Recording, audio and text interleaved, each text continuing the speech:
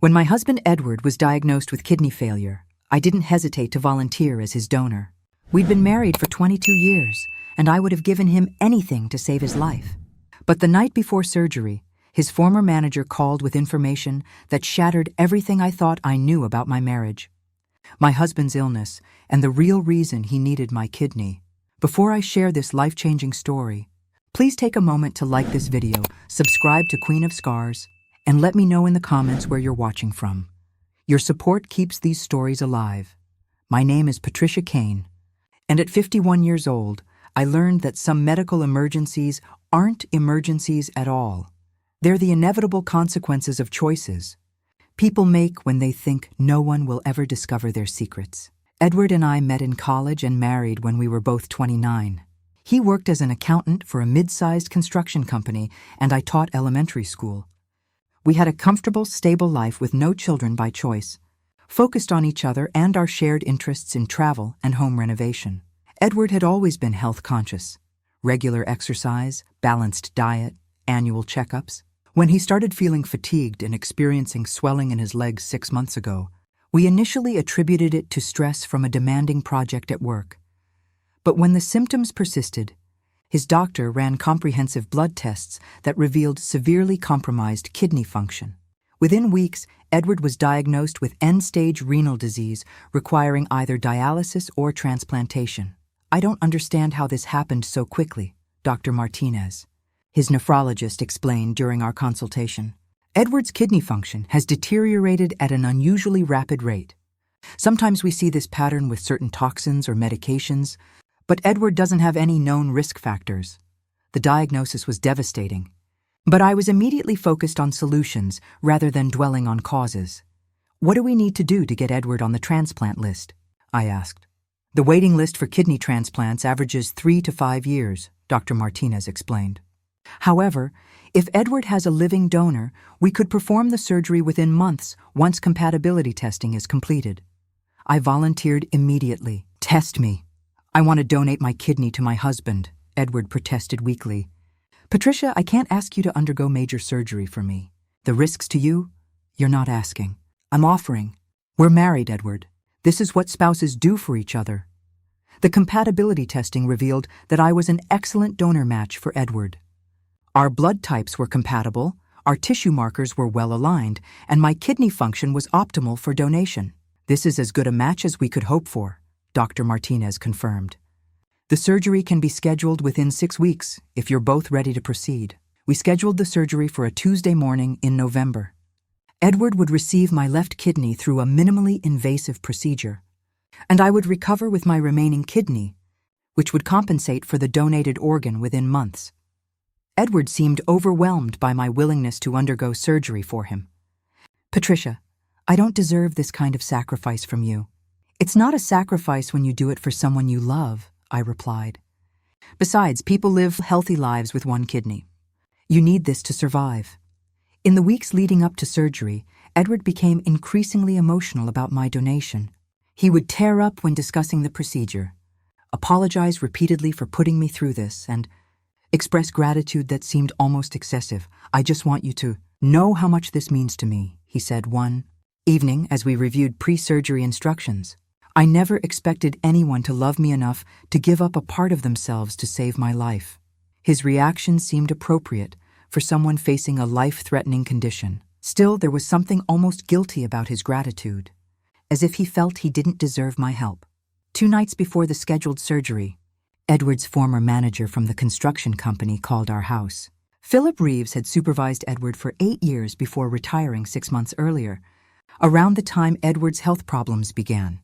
"Patricia, I need to speak with you privately," Philip said when I answered the phone. "It's about Edward's kidney problems. Philip, if you want to wish Edward well before surgery, he's right here." "No, Patricia. I need to speak with you alone. Can you meet me for coffee tomorrow morning?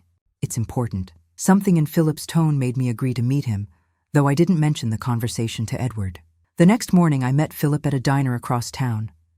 He looked haggard and nervous, ordering coffee but not touching it. "Patricia, I've been struggling with this information for months. I didn't know if I should get involved. Still, I can't let you undergo surgery without knowing the truth about Edward's condition." "What truth?" Edward has kidney failure. The doctors have confirmed it. Philip leaned forward, his voice quiet but urgent. Edward's kidney failure isn't from natural causes, Patricia. It's from deliberate poisoning. I stared at him, certain I'd misheard. What are you talking about? For the past 2 years, Edward has been embezzling money from the construction company. Small amounts at first, then larger sums. I discovered the theft about 8 months ago and confronted him privately. My heart started racing. That's impossible. Edward is the most honest person I know. Edward has been stealing approximately $3,000 per month for 2 years. He's taken over $70,000 from company accounts. The number hit me like a physical blow. $70,000 could explain so many things. Edward's recent ability to afford expensive home improvements, his casual attitude toward our vacation spending, his gift-giving that had seemed unusually generous lately. Even if that's true, I said. Though my voice was shaking, what does that have to do with his kidney problems? Philip's expression grew even more serious. When I confronted Edward about the theft, he begged me not to report him to the police. He said he would pay back every penny, but he needed time. I agreed to give him 6 months to make restitution, and Edward couldn't repay the money because he'd already spent it. So he developed a different plan to avoid prosecution. Philip pulled out a manila envelope and slid it across the table. Edward has been taking medications that deliberately damage kidney function. He's been poisoning himself to create a medical emergency that would generate sympathy and prevent me from reporting his crimes. I opened the envelope with trembling hands. Inside were photographs of prescription bottles, online pharmacy receipts, and medical documents that I didn't understand, but that looked official and damning. These are photos I took of items in Edward's office desk when I was cleaning out my files before retirement, Philip explained. Edward had been ordering medications online that aren't approved in the United States. Drugs that cause kidney damage when taken in specific doses over time. The room began spinning around me. You're saying Edward deliberately made himself sick? I'm saying Edward has been systematically destroying his kidney. Function for months in order to avoid taking responsibility for embezzling money from our company. Philip showed me printed pages from medical websites explaining how certain substances could cause rapid kidney deterioration when consumed regularly. He'd highlighted sections describing symptoms that matched exactly what Edward had been experiencing. But Philip, why would he do something so extreme? Why not just confess to the theft and work out a payment plan? Because Edward would have faced criminal charges, probably prison time, and definitely the end of his accounting career. He calculated that being seen as a victim of a mysterious illness would be better than being exposed as a thief. But the kidney donation, that puts me at risk. Surgical risks, living with 1 kidney. Edward would never. Philip's expression was grim. Edward is counting on your love and loyalty to save him from the consequences of his choices. He's willing to let you undergo major surgery to maintain his deception. The betrayal was so comprehensive, so calculated, that I couldn't initially process it. Edward hadn't just stolen money. He'd poisoned himself, deceived doctors, and manipulated me into risking my health to cover up his crimes. Philip, do you have proof of the embezzlement? He nodded, pulling out another folder. Financial records, bank statements, forged invoices. I've been building a case for months, hoping Edward would find a way to make restitution. But when I heard about the kidney surgery, I realized he never intended to confess or repay anything. The evidence was overwhelming. Bank deposits that didn't correspond to Edward's legitimate income. Company expenses that had been redirected to Edward's personal accounts. Falsified reports that covered up missing funds. Why didn't you report this months ago? Edward was a good employee for 8 years. I wanted to give him a chance to fix his mistake without destroying his life. But I won't let him destroy your life to cover up his crimes. I sat in the diner for 2 hours, reviewing all the evidence Philip had collected. The financial theft was bad enough, but the self-poisoning revealed a level of manipulation that made me question everything I thought I knew about my husband. When I finally returned home, Edward was preparing for our final pre-surgery appointment with Dr. Martinez. "How was your coffee with Sarah?" he asked, referring to the fictional friend I'd claimed to be meeting. "It was enlightening," I replied, watching his face carefully. That afternoon, we met with Dr. Martinez for our final consultation before surgery, scheduled for the next morning. As Dr. Martinez reviewed the surgical procedures and post-operative care, I found myself studying Edward's medical records with new eyes. Dr. Martinez, Edward's kidney failure progressed very quickly. Is that unusual? Somewhat, yes. We typically see this rapid deterioration pattern with specific toxins or certain medications, but Edward doesn't have any known exposure to those substances. What kind of toxins or medications? Dr. Martinez explained several substances that could cause rapid kidney damage if consumed deliberately. The list matched exactly what Philip had shown me in Edward's online pharmacy records. After the appointment, I told Edward I needed to run errands and drove directly to the police station. Detective Susan Park listened to my account and reviewed Philip's evidence with professional skepticism that gradually turned to concern. Mrs. Kane, if your husband has been deliberately causing kidney damage to avoid prosecution for embezzlement, we're looking at multiple serious crimes. But we need to verify this information before making any arrests. The surgery is scheduled for tomorrow morning. If Edward is lying about his condition, I need to know before I risk my health for him.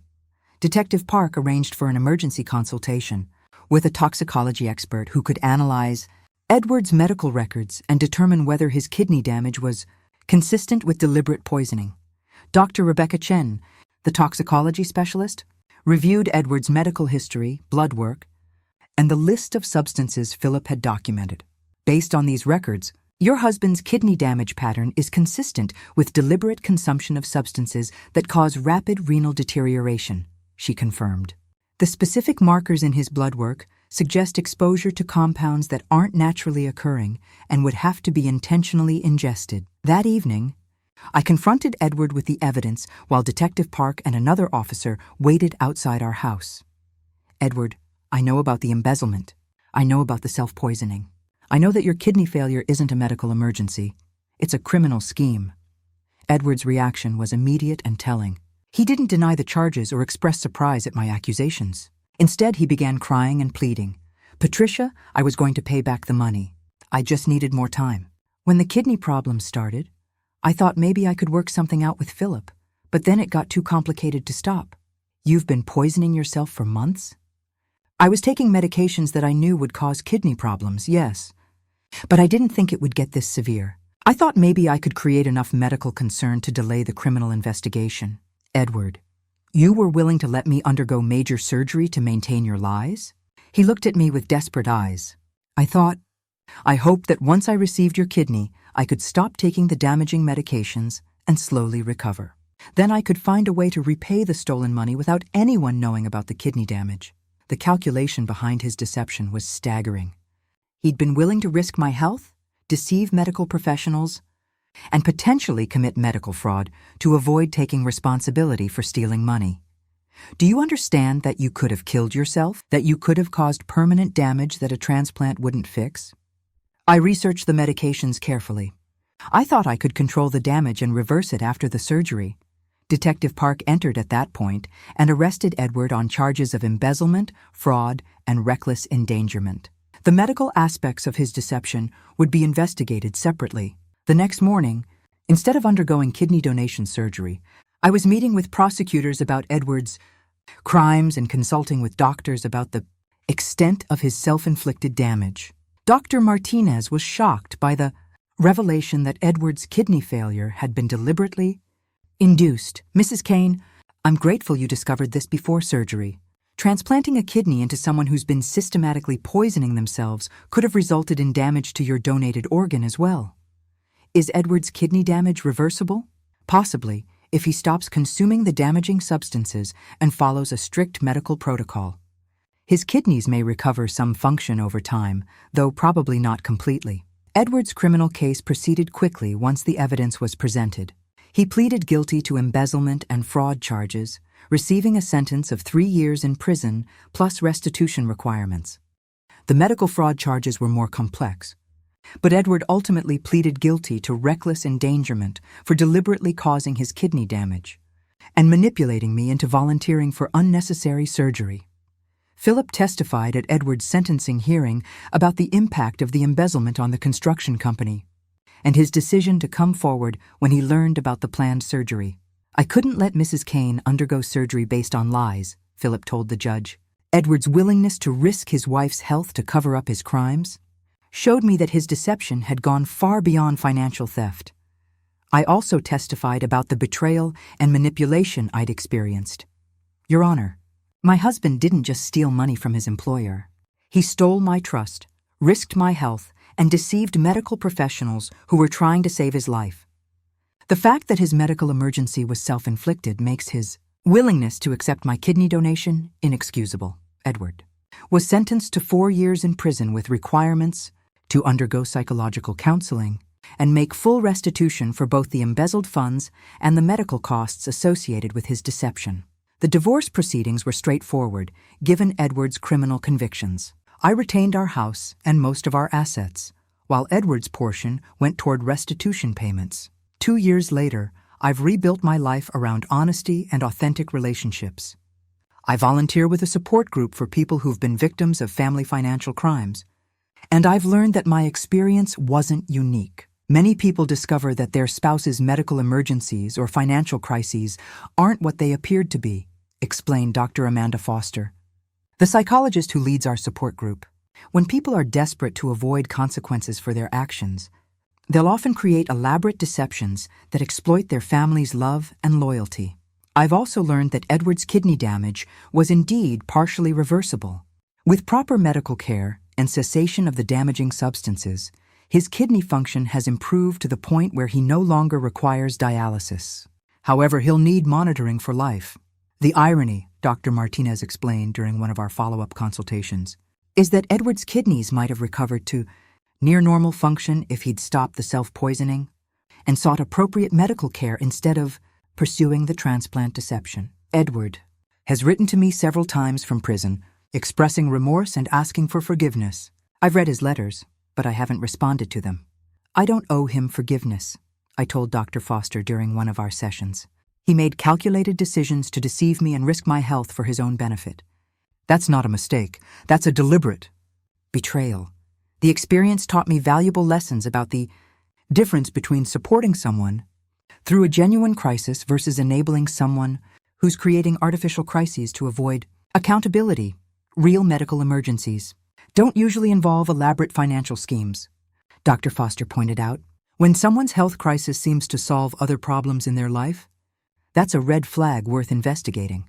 I'm grateful to Philip Reeves for having the courage to come forward with information that saved me from unnecessary surgery and ongoing deception. His decision to prioritize truth over loyalty to Edward prevented me from making a sacrifice that would have benefited only Edward's criminal schemes. Sometimes, the most loving thing you can do for someone is refuse to enable their destructive behavior, Philip told me recently.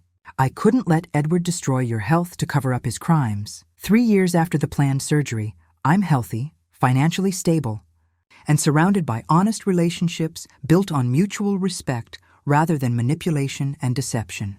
Edward will be released from prison next year.